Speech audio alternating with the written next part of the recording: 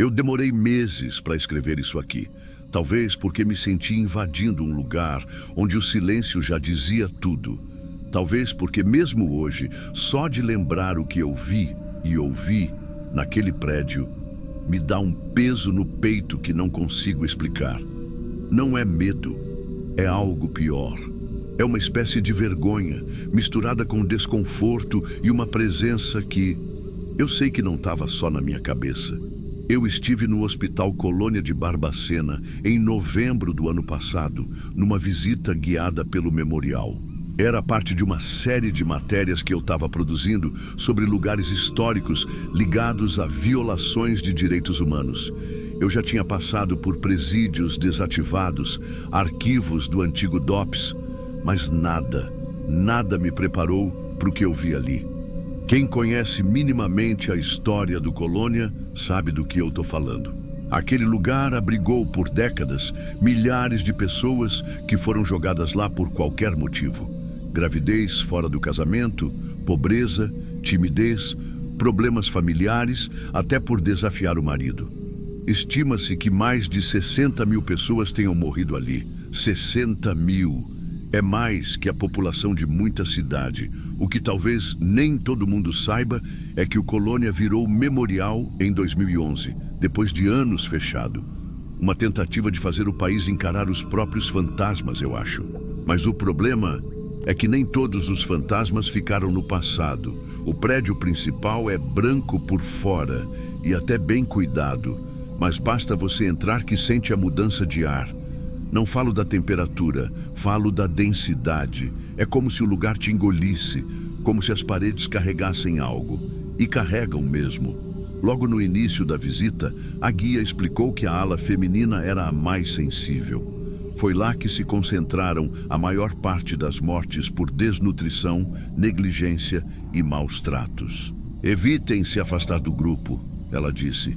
E não foi em tom de brincadeira. Eu estava com câmera, bloco, gravador. Naquela hora, eu estava só fazendo o meu trabalho. Andei pelos corredores, fotografei as paredes descascadas, os portões de ferro, os quartos com camas de madeira onde cabiam 3, 4 pessoas, mas que já chegaram a abrigar mais de 10. O curioso é que as lâmpadas do corredor da ala feminina estavam acesas. Era dia, mas a luz artificial estava ligada. Achei estranho. Perguntei para a guia se era normal. Ela respondeu com um certo incômodo. Tem dias que elas simplesmente acendem sozinhas. A gente já trocou sensor, já fez revisão elétrica, mas volta e meia. Acontece. Na hora eu sorri, meio cético. Mas no fundo anotei aquilo. Porque coincidência demais, naquele lugar começa a aparecer aviso. Foi no fim da visita que a coisa começou a mudar de tom. A gente já tinha passado por quase tudo. Salas, enfermarias, depósitos. A guia nos levou então até o fundo da ala masculina, que hoje abriga uma espécie de galeria com fotos e documentos. Nesse momento, pedi licença para gravar um trecho de áudio para o meu projeto. Era só um panorama sonoro, para complementar o conteúdo da reportagem. Deixei o celular gravando por uns 3 minutos, apoiado no parapeito de uma janela. Não tinha ninguém falando, nenhum barulho além do vento e dos nossos passos. Quando terminamos, peguei o aparelho e segui com o grupo. Foi só à noite no hotel, ouvindo os áudios no notebook, que eu percebi. No meio do trecho que gravei, por volta de 1 minuto e 40, surge um som abafado. Começa baixo, como se fosse uma nota musical contínua. Depois, vai se abrindo, como vozes. Muitas vozes. E o mais estranho, parece uma espécie de canto, mas não é melodia comum. É algo entre um lamento e um cântico religioso, mas embaralhado, como se fossem vários ecos diferentes de tempos diferentes. Pior, o áudio é cortado por uma espécie de estática, curta, quase como uma interferência. Na hora me arrepiei inteiro, revirei tudo, pensei em interferência do gravador, chiado do ambiente, ressonância da sala, mas a parte que me desmontou veio no fim do arquivo. Depois das vozes, tem um som seco, como se alguém batesse com força na madeira, e em seguida, silêncio. Eu juro por tudo que não havia ninguém perto do celular naquele momento. Eu teria notado. Voltei o áudio dezenas de vezes. Levei para uma amiga que trabalha com edição de som. Ela me perguntou: você tinha alguma música ambiente? Tinha alguma caixa de som por perto? E eu só respondi: não, era o memorial do Colônia. Tava tudo em silêncio. Ela não falou mais nada. Só tirou o fone e disse que não queria ouvir de novo. Eu voltei para Barbacena 2 semanas depois. Nem avisei ninguém.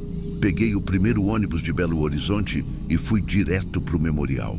Eu sabia que precisava conferir com meus próprios olhos se aquilo tinha alguma explicação. E se tivesse, queria ouvir da boca de alguém que convive diariamente com aquele lugar. Cheguei num dia nublado. A cidade estava silenciosa, o céu carregado, quase cinza chumbo. Andei até o memorial a pé, como quem anda em direção a algo que não quer encontrar, mas não tem mais escolha. Na portaria, perguntei se o responsável pela manutenção do prédio estaria por ali. Disfarcei, disse que tinha vindo por conta de uma matéria sobre conservação de patrimônios históricos. Inventei. Me deixaram falar com um senhor chamado Ademar. Cabelos ralos, uns 60 anos, mãos marcadas de calo. Ele me recebeu num cantinho lateral do prédio, onde ficava uma espécie de oficina improvisada. Mostrei o áudio. Não falei o que achava, só deixei tocar. Ele ouviu até o fim, de cabeça baixa. Não disse nada nos primeiros segundos depois que parou. Só ficou ali, parado, como quem reconhece alguma coisa, mas está decidindo se deve admitir. Então, com a voz baixa, ele disse: isso aí já foi gravado aqui antes. Fiquei quieto.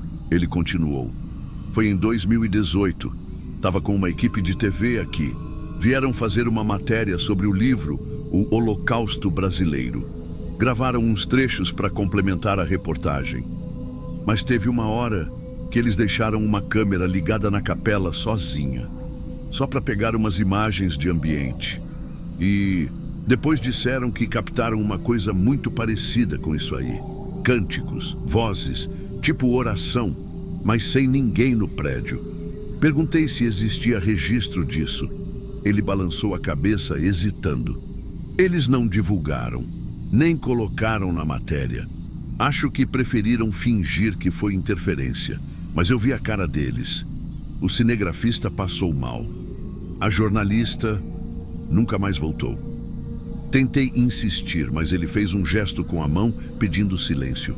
E falou: se você continuar cavando, vai achar coisa que não dá para devolver para o lugar de onde veio. Essas palavras me ficaram presas, porque no fundo era exatamente isso que eu já sentia. Antes de ir embora, pedi para andar mais uma vez pela ala feminina. Estava vazia naquele momento. Nenhum grupo, nenhum barulho, só eu, os passos no piso encardido e o barulho abafado do vento lá fora. Passei pelos leitos, pelas portas entreabertas, pelas placas que indicavam os nomes dos setores que não existem mais. Contenção, infratoras, gestantes. De repente percebi uma mudança sutil. Uma das luzes do corredor apagou, sozinha. Um segundo depois, acendeu de novo.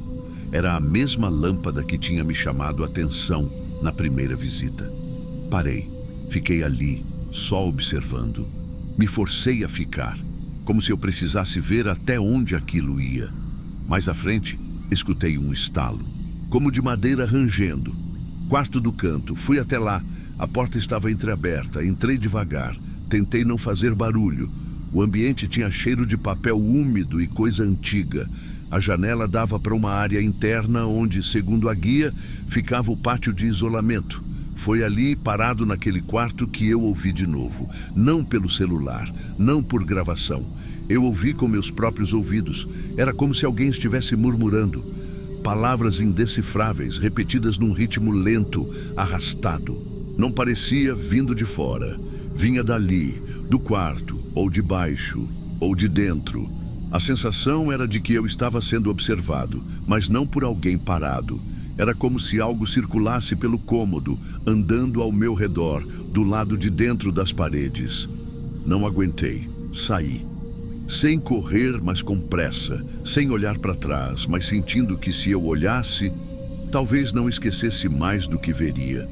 Já em casa, reorganizando os arquivos, decidi revisar todos os sons gravados naquele dia. Mas dessa vez, resolvi cruzar o áudio da minha gravação com entrevistas antigas que encontrei online sobre o Hospital Colônia. Numa dessas, achei uma fala de uma mulher internada nos anos 60. O trecho era parte de um documentário. Ela dizia: "Às vezes, de noite, a gente cantava baixinho entre as grades. Era uma oração que uma delas inventou. A gente repetia como dava, uma palavra de cada vez, mesmo quem não sabia falar direito. Era para ninguém enlouquecer de vez." Fiquei paralisado. Repeti o áudio que gravei no memorial e repeti o do documentário. O ritmo era o mesmo. A entonação, o lamento, o que gravei não era interferência, não era eco, era repetição, era vestígio. Era como se mesmo depois de décadas, aquela oração ainda estivesse ali, repetindo sozinha, à espera de alguém que escute. Eu não voltei mais a Barbacena, não por medo, mas por respeito. O Hospital Colônia não é só um prédio velho com passado sombrio. Ele é um buraco de memória. E buracos, às vezes, engolem até quem só passa por perto. Desde aquele dia, eu carrego uma certeza que me incomoda mais do que qualquer medo. Tem lugares que não esquecem. Tem histórias que continuam sendo contadas, mesmo quando ninguém mais está falando. E o pior, tem cânticos que nunca pararam de ser ouvidos.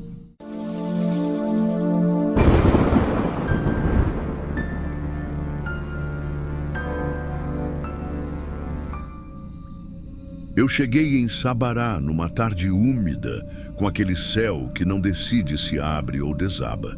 Meu serviço era simples: registrar algumas imagens do conjunto histórico para um projeto cultural da faculdade. Ruas de pedra, fachadas coloniais, detalhes de madeira. A igreja de Nossa Senhora do Ó aparecia na lista com asterisco. "Grave bem os sinos", escreveu a professora. Eles fazem parte da memória da cidade. Fui a pé até lá, com a mochila leve e o celular no modo avião para poupar bateria. O bairro parecia parado num tempo próprio. Casas baixas, portões com pintura antiga, um cachorro dormindo no degrau como se guardasse a rua inteira. A igreja surgia depois de uma curva, branca, limpa, com ouro discreto por dentro e silêncio em volta. A placa indicava o óbvio para os de fora: patrimônio histórico, início do século XVIII, ano de 1717. O que a placa não dizia, todo morador sabe de cor. O campanário carrega uma história que não combina com o folheto turístico. No adro, um senhor vendia água e balinhas. Fiz que ia comprar, mas ele só balançou a cabeça e apontou o céu. "Hoje chove. Se for filmar lá para cima, se apressa." Agradeci e segui. O interior era menor do que eu imaginava e mais íntimo. Piso frio de pedra, cheiro de madeira antiga. Um vento muito leve passava de alguma fresta alta e mexia a chama das velas do altar. Gravei alguns segundos. Notei que o som ambiente ali não era vazio. Havia um ronco baixo, como se a igreja tivesse pulmões. Coloquei o microfone no banco e captei.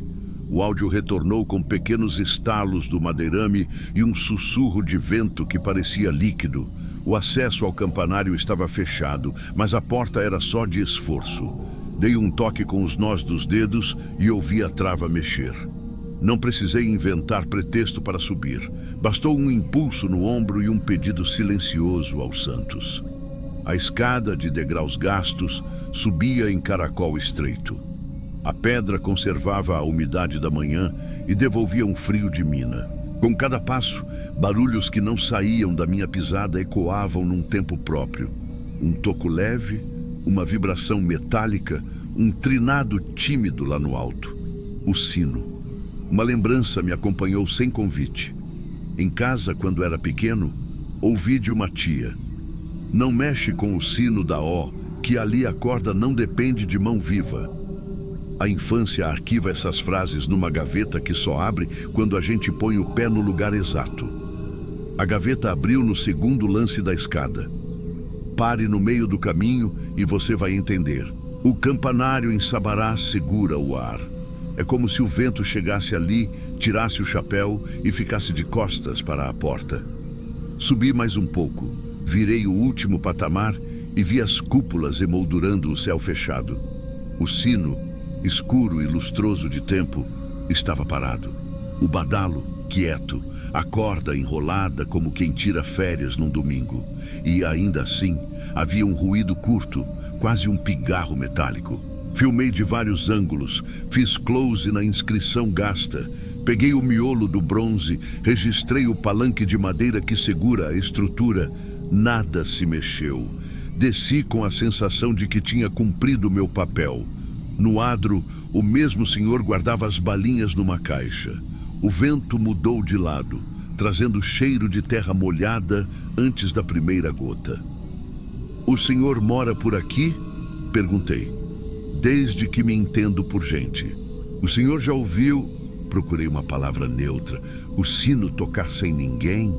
Ele não riu, não achou graça. Olhou para a serra e falou baixo, como quem afinasse a própria voz.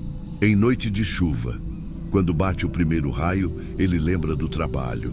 Pensei em tradição oral, em coincidências, em descarga elétrica viajando pelo ar, em histórias que justificam ruídos que ninguém quer explicar. O senhor percebeu o bolo de justificativas na minha testa. Acrescentou só uma frase: "Quem chama não quer conversa." A primeira pancada de água caiu como um teste de microfone no telhado da nave. A segunda veio lateral, esbofeteando as esquinas. O vento ganhou nome, a luz diminuiu, o contorno da rua ficou aquoso. Eu ainda tinha bateria e um áudio limpo do interior. Pensei em voltar ao hotel, mas a curiosidade vestiu capa de coragem. A professora queria os sinos. Se a cidade tem um som próprio, não é justo fugir dele quando ele chega. O sacristão apareceu para fechar as portas e recolher as velas. Pedi, quase como aluno pedindo prazo: "Posso gravar mais um minuto? O som da chuva aqui dentro fica perfeito." Ele me encarou do jeito que a gente olha para forasteiro teimoso. Apertou os lábios, hesitou e, por algum motivo que não sei, disse: "1 minuto." A tempestade entrou junto comigo. O telhado batia em ritmos diferentes, como se cada telha fosse um instrumento. A nave respirava em ondas. O corredor até a porta do campanário ficou escuro de repente e o ar mudou de temperatura. Não era frio nem quente, era um ar que parece ter sido usado por outros antes de chegar a você. Acertei o ISO do celular, prendi a respiração e me aproximei da escada de pedra. Se você ouvir a gravação que fiz ali, vai achar que é truque. Eu também acharia. Primeiro veio um tec seco, que não identifiquei. Depois um de bronze que mal nasceu e já recuou. No terceiro sinal não houve dúvida. O badalo ensaiou bem no centro do sino, como quem alonga o corpo antes do esforço. O som não foi forte, mas ocupou o espaço inteiro. E ninguém, além de mim, estava subindo. Eu não subi. Fiquei onde estava, à espera. Uma claridade cortou a nave e a chuva respondeu mais pesada. O senhor das balinhas, do lado de fora, já devia ter onde se enfiar. O sacristão fechava janelas, apressado. O minuto que pedi ainda não tinha passado. O sino lá em cima respirou de novo. Tem lugares em que o som cria sombra. Na igreja de Nossa Senhora do Ó, a sombra vem antes do som. Quando falo dessa noite, não começo com desculpas. Começo com o que ouvi. Primeiro um ensaio, depois um passo. O sino reuniu o ar do campanário como quem puxa um segredo para perto. E então aconteceu. Uma pancada curta, firme, única. Não foi chamada de festa, nem dobrado, nem repique. Foi aviso. O sacristão apareceu na porta lateral, mão no batente. "Sai daí!" Não era grito, era conselho. Dei 2 passos para o interior da nave, mas mantive os olhos na boca da escadaria. O vento agora fazia um caminho invisível que entrava pelo óculo, subia pela torre e descia em espiral. No fone, a gravação capturava algo além da chuva, um roçar de corda, um peso que não pesa mais. Dizem que lá atrás, num dia de temporal, o sineiro subiu para soltar o badalo que tinha travado. Ninguém aqui descreve o resto. Não há necessidade. A cidade escolheu o silêncio como forma de respeito. O que ficou é o hábito. Em noite de chuva, o trabalho não termina. Talvez seja isso que a gente não entende. Alguns gestos continuam mesmo quando as mãos mudam de dono. No terceiro toque, o sino não bateu. Só balançou no ar inexistente. Um tremor atravessou a torre. A corda que eu tinha visto enrolada de tarde estava solta, caída até metade do lance. E não havia ninguém. O clarão do raio iluminou o interior da escada por um instante. Foi o suficiente para ver o que não gosto de chamar de figura. Era uma presença. A impressão nítida de alguém de costas, postura inclinada, braços estendidos na altura do peito, como quem puxa uma corda que não existe mais. O contorno não tinha a borda certa. Era sombra, mas ocupava lugar. Um gesto antigo repetido no corpo de ninguém. Fiz o que qualquer pessoa faz quando vê algo que desafia a prateleira onde guarda as explicações. Tentei chamar. O som morreu na garganta. Não por pavor hollywoodiano, mas porque o ar do campanário é grosso. Ele entra devagar e sai com custo. Consegui soltar um "oh" curto, que subiu 2 degraus e apagou. A sombra não virou. O gesto continuou. Puxa, solta, sem corda, sem ruído de pele.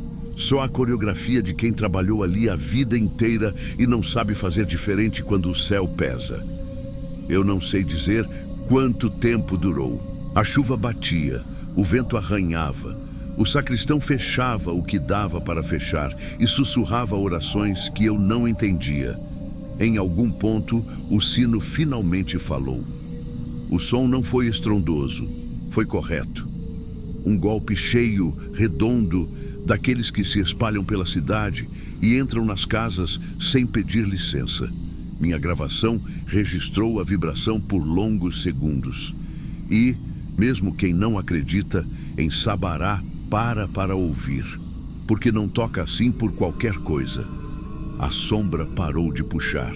Ficou de costas, com o corpo levemente inclinado, como quem espera a resposta de uma pergunta antiga. Eu dei um passo e a madeira do piso rangeu. A massa escura tremeu de leve, como quem percebe uma presença que não devia estar ali. O instinto mandou sussurrar um "desculpa", e eu obedeci. Não houve mais gesto. A forma desfocada pareceu perder peso, dissolvendo-se no ar úmido. O contorno cedeu para a claridade pálida que vinha do óculo. A escadaria voltou a ser só pedra e sombra comum. A corda que estava solta agora pendia do alto, imóvel, como se nunca tivesse sido tocada. O badalo, no silêncio do depois, parecia maior. O sacristão se aproximou, parando antes do primeiro degrau. "Você registrou?" Pergunta seca, sem curiosidade teatral. Mostrei o visor com as ondas de áudio subindo e descendo. Ele assentiu, sério. "Não publique de qualquer jeito", pediu, fazendo do dedo um marcador. "Aqui, a gente chama de lenda, porque é o nome que nos deixam usar. Mas é coisa de respeito." Guardei o celular, devolvi com a cabeça um "tá certo". Saímos juntos. A chuva afinou. A rua tinha virado espelho. As luzes amareladas dos postes boiavam nas poças alongadas. O senhor das balinhas não estava mais. O vento já não entrava com dobras de trovão. Passeava leve, como se tivesse visto algo que o acalmou. A cidade respirava em ritmo normal. Voltei no dia seguinte, céu aberto, para capturar imagens externas com mais definição. Turistas passavam, tiravam fotos, riam. A igreja tinha reaprendido a sua rotina de esquina bonita. O sino dormia lá em cima, peso sossegado de bronze. Olhei a placa de novo, 1717, e pensei no que isso significa. Não é só idade, é teimosia. Um lugar que atravessa séculos, aprende a guardar gestos para não perder gente. Não mostrei o vídeo inteiro para ninguém. Do áudio, separei 10 segundos do toque redondo e deixei com a professora, como parte do trabalho. Ela ouviu na sala, com outros alunos. Alguém perguntou se era efeito. Ela disse que não. Outros riram baixo. Alguém falou raio. Outro disse vento. Está tudo certo. A universidade ensina a gente a fechar os parênteses que o mundo abre. Mas na noite de chuva, Sabará abre parênteses que não aceitam ponto final. Desde então, carrego um cuidado que me acompanha como chave de casa. Em cidade histórica, não se entra onde a rotina tem dono. Não é medo, é etiqueta. Quando as nuvens amontoam sobre a serra e a primeira gota risca o chão, eu passo pela igreja de Nossa Senhora do Ó, do outro lado da rua. Tiro o boné, se estiver de boné. E não chamo. O sino, se precisar, vai falar sozinho. Talvez você espere uma explicação. Um técnico que diga que o bronze dilata, que o vento canaliza, que a umidade mexe no equilíbrio. Eu gosto de ouvir quem sabe, mas algumas respostas, quando bem formuladas, não apagam a pergunta. Só a cercam com fita amarela e escrevem "não ultrapasse". E está tudo certo. Se um dia você vier a Sabará, lembre do que estou dizendo. A cidade é linda, a igreja é joia. O alto do campanário entrega um pedaço do céu que parece reservado. Se a chuva cair, não suba para ver. O gesto que mora ali não é para a plateia. Ele acontece para cumprir um acordo que ninguém mais assinou, mas que continua valendo. Quem vive aqui sabe, quem visita, aprende. E se por acaso você ouvir o primeiro ensaio, aquele teque seco, quase de tosse de metal, não confunda com convite. Fique onde a pedra encontra a madeira. Respire pequeno. Deixe o ar voltar a ser de todo mundo. O toque que vem depois não é chamado para festa, nem pedido de ajuda. É memória fazendo o serviço. O recado passa pela rua, entra nas cozinhas, atravessa os quintais. Alguns fazem o sinal da cruz, outros param de falar por um instante. Ninguém explica, ninguém precisa. Na minha gravação, bem no final, quando a vibração já virou rastro, dá para escutar algo que não sei nomear. Parece vento, mas tem um compasso estranho, como passos que sobem e descem sem pressa. Talvez seja só a cidade respirando. Talvez não. O importante é o que ficou em mim quando desliguei o celular. A sensação nítida de que certas tarefas são maiores do que quem realiza. Por isso escrevo este relato e deixo aqui no Diário de Terror como se fosse um bilhete no portão. Respeite o que trabalha quando chove. Em Sabará, tem ofício que não precisa de mão nem de olho. Precisa só de céu pesado, pedra antiga e silêncio em volta. O resto, o sino resolve. Se a nuvem engrossar, não chama. Quem chama, não quer conversa.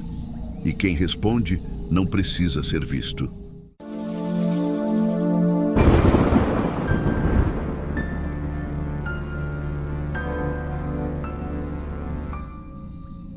Eu não sou muito de acreditar nessas coisas, sabe? Sempre fui o tipo de pessoa que busca explicação para tudo. Mas tem uma noite da minha vida que, até hoje, eu evito lembrar. Isso aconteceu quando eu fui passar um final de semana em Ouro Preto, com meu namorado na época.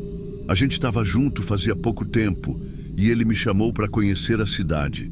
Disse que ia ser especial. Um fim de semana diferente, com paisagens lindas, comida boa e muito sossego. E foi mesmo. Até a gente dar ideia de se hospedar num sobrado antigo da rua direita, bem no centrinho. A gente chegou numa sexta à tarde. O lugar parecia charmoso, bem típico do centro histórico.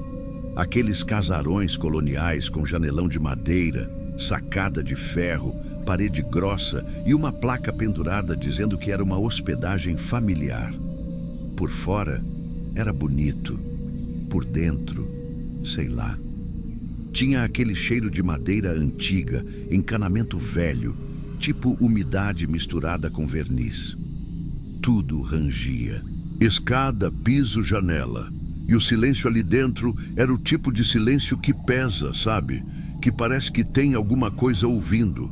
A moça que nos recebeu foi educada, mas apressada. Entregou a chave, explicou por cima onde era o quarto e subiu de volta para o andar dela. O quarto ficava no segundo piso. A escada era daquelas de madeira escura, com corrimão que rangia até com o vento. Na hora eu pensei, é só um lugar velho, normal. E deixei para lá. O quarto era amplo. Pé direito alto, cama de casal com cabeceira de ferro e um armário antigo com espelho manchado na porta. Sabe espelho que parece que tem uma neblina permanente? Era assim. Tinha uma poltrona vermelha no canto, mas o tecido era tão velho que parecia ter perdido a cor original. O chão era de tábua corrida, escura, e cada passo dava um estalo. A única janela dava para a rua, e por causa da inclinação da cidade, a gente via quase o topo de outras casas. A luz que entrava ali era sempre meio alaranjada, meio opaca.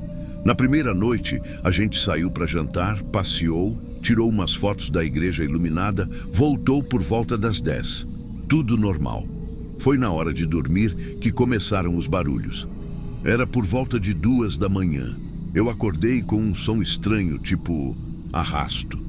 Como se alguém estivesse puxando alguma coisa pesada no andar de cima. Mas não tinha andar de cima. A gente estava no último andar da casa. Eu lembro disso porque a moça da recepção comentou que só tinha um quarto no andar de cima, que era dela. E ela quase não dormia lá porque o marido morava em outro bairro. Fiquei quieta. O som passou. Uns 10 minutos depois, começou de novo. Só que dessa vez veio acompanhado de outra coisa, o som de correntes. Não era metálico demais, era mais abafado, como se tivesse sendo arrastado em cima de um tapete grosso. Meu namorado dormia feito pedra, e eu senti o corpo gelar. Levantei devagar, fui até a porta do quarto e encostei o ouvido. Nada. Voltei para a cama. Fiquei acordada até começar a clarear o dia. No sábado, a gente saiu cedo. Passeamos, tiramos fotos, fomos no Museu da Inconfidência. O dia foi leve. Eu nem comentei nada sobre a noite anterior, porque achei que era paranoia minha. Talvez ruídos de canos antigos ou algo assim, mas a verdade é que eu não queria dar nome para aquilo. Na segunda noite, o peso no ambiente já parecia maior. O ar dentro do quarto era mais abafado, mesmo com a janela aberta. E tinha uma coisa que eu não tinha reparado antes. O espelho do armário estava sujo por dentro, mas sujo de um jeito estranho, como se tivesse marcas de dentro para fora. Eu até brinquei na hora. Parece que alguém ficou encostando o rosto aqui do outro lado, tentando disfarçar o arrepio. Antes de dormir, deixamos uma luzinha acesa no banheiro, para não ficar tudo escuro. Mas isso não impediu o que veio depois. Era quase o mesmo horário da noite anterior. Acordei com o mesmo som de correntes, só que dessa vez mais próximo. Era como se estivesse bem ali, no corredor. E tinha passos arrastados, lentos. Fiquei imóvel na cama, ouvindo. O som vinha da direção da escada e parava bem na frente da porta do quarto. E aí, silêncio. Uns segundos depois, ouvi a poltrona do quarto ranger. A mesma que ficava ali no canto. Era um rangido bem distinto. Aquele barulho de tecido velho cedendo com o peso de alguém. Mas não tinha ninguém sentado ali quando olhei. Levantei de novo, fui até a porta. Escutei por uns segundos. Nada. Mas ao me virar para voltar para a cama, algo me fez olhar para o espelho. A luz do banheiro batia de um jeito estranho no armário, e no reflexo tinha uma mulher, uma silhueta, Não dava para ver o rosto com nitidez, mas o vestido era claro, rendado, com mangas compridas. Tinha um colar escuro no pescoço. Ela estava atrás de mim, parada, como se esperasse que eu a notasse. Dei um pulo, virei para trás de uma vez. Não tinha nada. Nada. Voltei a olhar para o espelho. Vazio. Nesse momento, eu fiquei paralisada. O quarto parecia estar mais frio. Os sons pararam, mas o silêncio era quase insuportável. Deitei sem dizer uma palavra e cobri o rosto com o cobertor, igual criança com medo do escuro. Demorei horas para pegar no sono. E quando finalmente dormi, o que veio depois foi ainda pior. Eu não sei quanto tempo dormi naquela noite, mas não foi muito. E o pouco que dormi, eu sonhei com aquela mulher. No sonho, ela não fazia nada. Só aparecia, parada no canto do quarto. O rosto ainda meio borrado, mas dava para ver que ela tentava me dizer alguma coisa. A boca se mexia sem som, como se tivesse sido costurada. Sei lá. Acordei suando, mesmo com o quarto frio. Ainda estava escuro. E a luz do banheiro que a gente tinha deixado acesa estava apagada. Eu lembro de ter levantado devagar, tremendo por dentro, e ido até o interruptor. Apertei e nada. Tentei a luz principal do quarto. Também não acendeu. A cidade inteira não tinha luz? Não. Lá fora, pela fresta da janela, vi um poste aceso. O resto da casa parecia normal. Só o nosso quarto estava sem luz. Meu namorado, de novo, dormia feito pedra. Parecia desligado. Aquilo me dava raiva e medo ao mesmo tempo. Parecia que só eu estava acordada no lugar errado. Voltei para a cama. Mas dessa vez eu não deitei. Sentei no colchão, de costas para a parede, e fiquei ali, em silêncio, esperando amanhecer. Foi então que percebi algo estranho de novo. O armário estava com a porta meio aberta. Eu tinha certeza que a gente tinha fechado. E a poltrona parecia mais afastada do canto do que antes. Não sei explicar, mas é como se o quarto todo tivesse deslocado. Como se, a cada vez que eu piscava, alguma coisinha mudasse de lugar. Um detalhe, um objeto, uma sombra. Eu comecei a sentir uma pressão estranha no ouvido, tipo quando a gente sobe a serra e o ar fica diferente. A respiração ficou mais curta e tinha um cheiro. Não era mofo, não era madeira. Era um cheiro doce, mas podre ao mesmo tempo, como flor guardada demais. Naquela hora, eu queria ir embora, mas fiquei com medo de abrir a porta e dar de cara com, sei lá. O relógio no celular marcava 4h52 da manhã. Quando deu 5 e pouquinho, ouvi vozes vindo lá de fora. Era o pessoal começando a montar as barracas de artesanato na rua. Isso me deu coragem. Peguei minhas coisas, chamei meu namorado, que finalmente acordou, e falei que queria sair dali. Agora, ele nem discutiu. Só me olhou, viu minha cara e topou na hora. A gente desceu com as malas em silêncio. Eu já estava com o pé na calçada quando lembrei de uma coisa: o colar.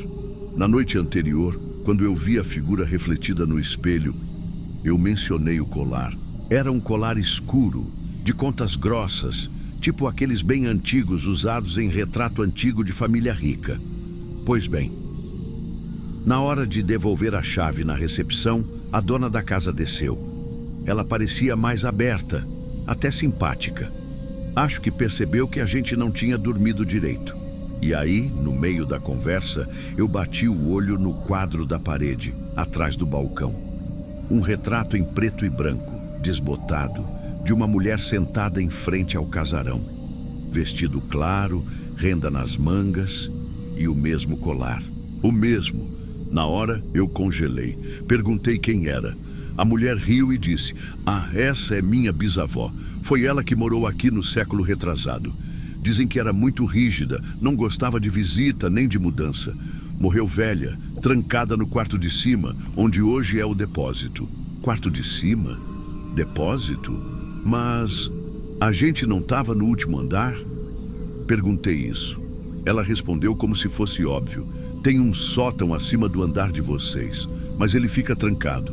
Ninguém usa faz décadas. Na hora eu não consegui responder. Só balancei a cabeça, devolvi a chave e fui embora. A gente desceu a rua com as malas e eu juro mesmo, que enquanto eu me afastava, olhei para trás e vi uma cortina se mexendo no último andar do sobrado. Não tinha vento, nenhuma outra cortina da casa se mexia, só aquela.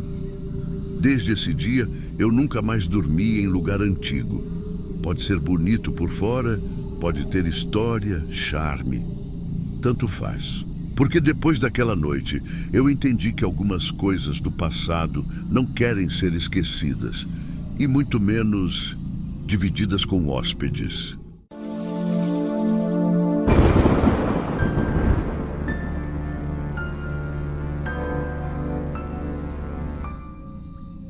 Eu nem devia estar contando isso, mas se serve de alerta para mais alguém, já vale a pena.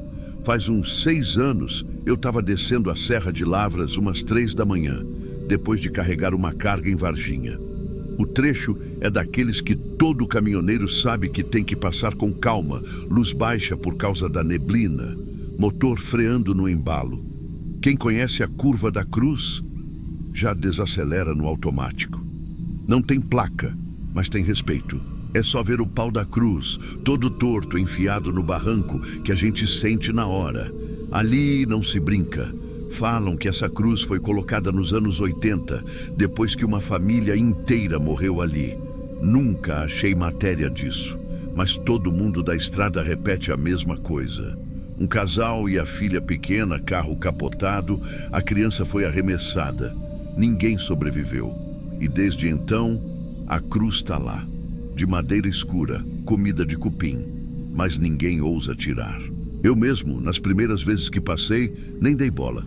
Motorista novo, cabeça cheia, achava que era só história de estrada para meter medo em novato.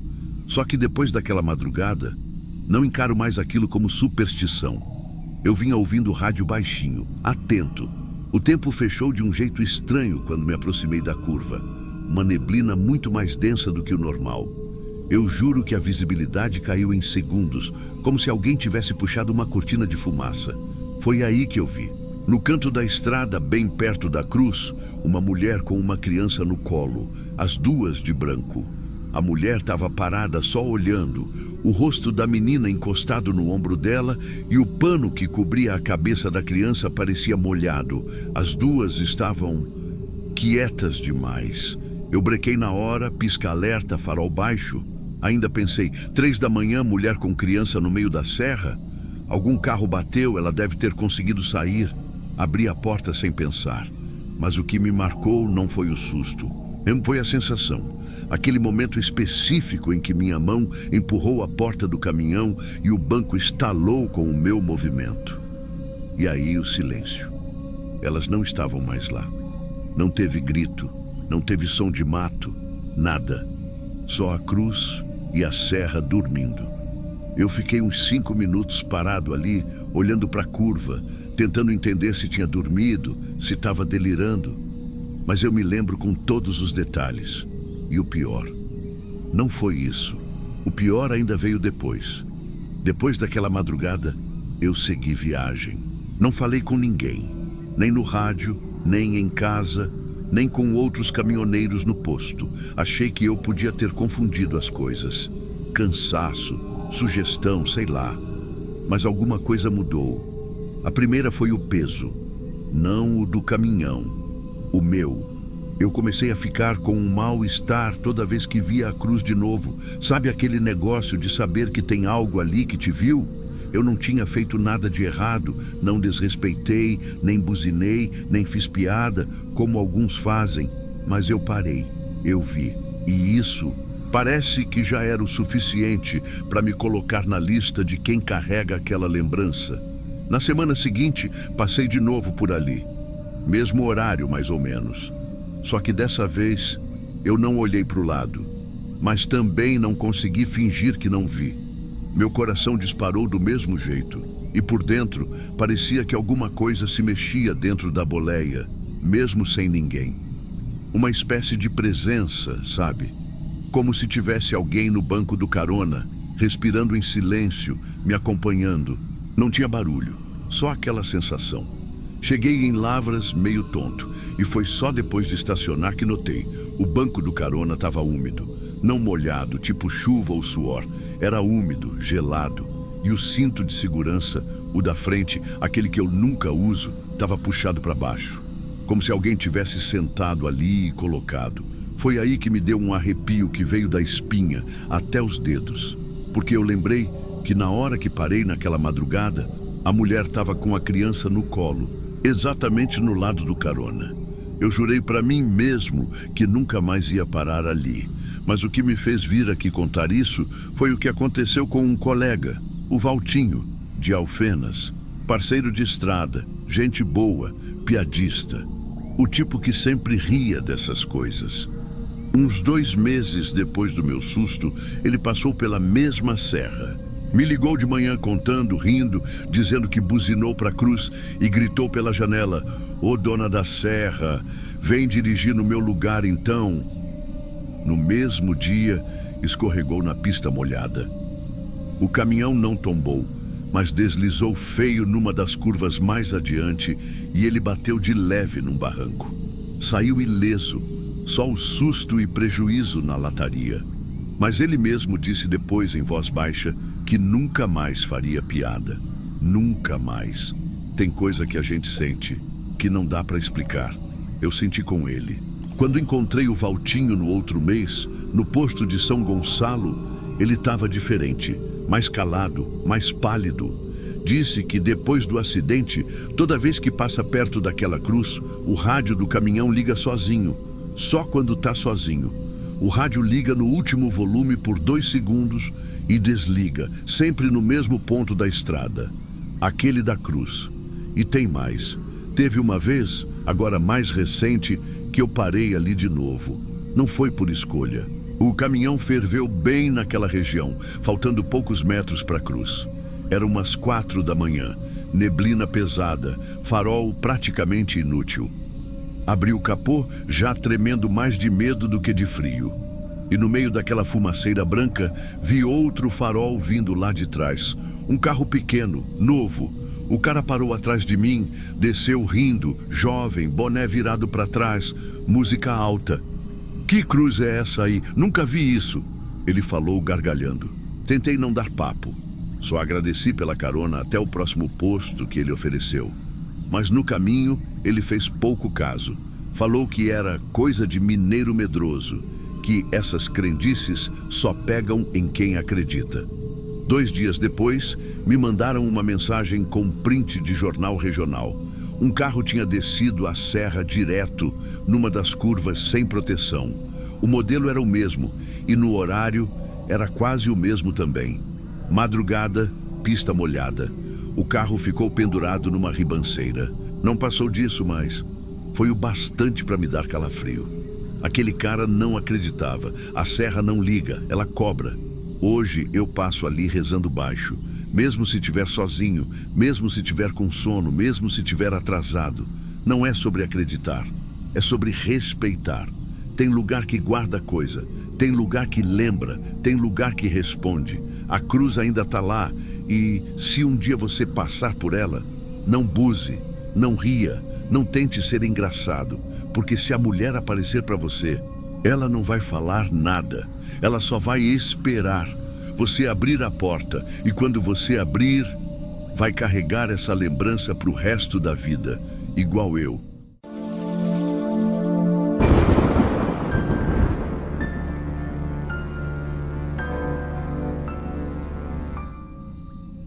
Eu não gosto de história mal contada, nem de invencionice para ganhar curtida na internet. Sempre fui do tipo que acha que tudo tem explicação.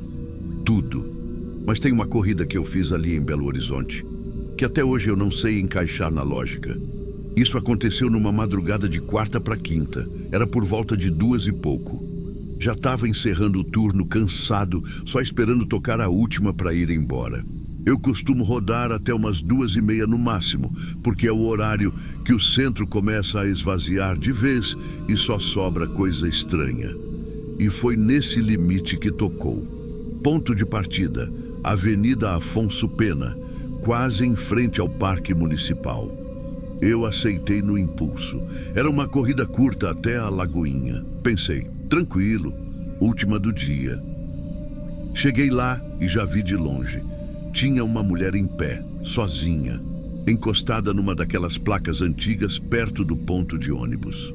Ela estava de vestido branco, social, daqueles mais formais, sabe? Elegante até demais para o horário. Cabelo escuro preso num coque, braço cruzado e a postura estranha, muito reta, quase imóvel. Parei devagar. Olhei pelo retrovisor e ela já vinha vindo em minha direção sem hesitar. Entrou no banco de trás com um passo calmo, quase sem fazer barulho. Nem disse boa noite. Só confirmou o destino com a voz baixa. Lagoinha, só isso. Comecei a dirigir. Sinal verde, virei à esquerda e entrei na Carijós. Tudo normal. Só que o clima dentro do carro estava esquisito, tenso, como se o ar tivesse pesado. E não era psicológico não, era real. Eu senti. Ela estava sentada bem no meio do banco traseiro, como quem não quer se encostar nem de um lado nem do outro. Mãos no colo, olhando para fora o tempo inteiro. E tinha um detalhe. O vidro atrás dela começou a embaçar. Eu percebi pelo retrovisor. Tipo respiração constante, como se alguém tivesse muito próximo do vidro, soltando o ar ali direto. Só que o ar-condicionado estava ligado, o carro não estava abafado, eu estava bem.